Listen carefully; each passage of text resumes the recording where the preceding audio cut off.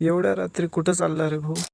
तर नमस्कार मित्रमंडळी, माझं नाव आहे हिमांशू आणि आज मी ब्लॉग बनवणार आहे मराठीत. अरे हे कोण झोपलाय इथं? तर मी चाललो होतो आमच्या गावातील स्वयंभू पार्वती माता या मंदिरात. आज आमच्या गावाच्या मंदिरात श्री साई पारायण सोहळा हा कार्यक्रम राबवण्यात येत आहे. माझी आजी रोज जात असते, तर आज मी विचार केला की मी पण आज चाललो जाऊ. तर चला आता मंदिराच्या आत जाऊन दर्शन करूया.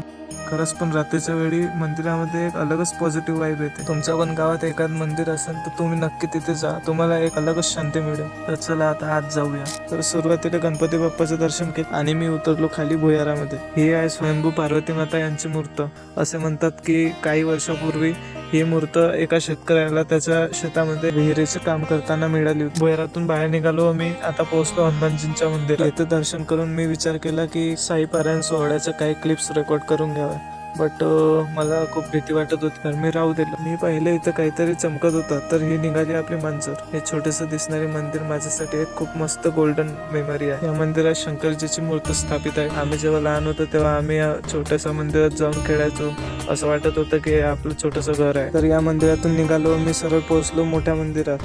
हे पण महादेवाचंच मंदिर आहे व इथे महादेवाची मूर्ती व एक नंदी आणि पिंड आहे. यांचे दर्शन केलं व मी सरळ पोहोचलो बाहेर बसलो होतो. तेव्हा मला छोटेसे कुत्र्याचे पिल्लू दिसले. याच्यासोबत कम्युनिकेट करायची कोशिश केली, बट माणसांनाच नाही समजत माझी भाषा, तर या कुत्र्याला कुठून समजणार. ते इरिटेट होऊन पडून गेलं. मग नंतर माझा भाऊ आला होता, त्याची टोपी घेतली आणि मी घालून बघितली. पाहिजे तो म्हटलं कसा दिसतो, तो हिरो दिसतो की नाही. सो दिवसभर तर खूप थकून गेलो होतो मी, बट इथे मंदिरात आल्यावर इच्छा आनंदमय वातावरणामुळे व पॉझिटिव्ह वाईबमुळे मी पूर्ण फ्रेश होऊन गेलो. बाकी आजचा व्लॉग इथेच संपला. भेटूया नेक्स्ट व्लॉगमध्ये. Bye bye.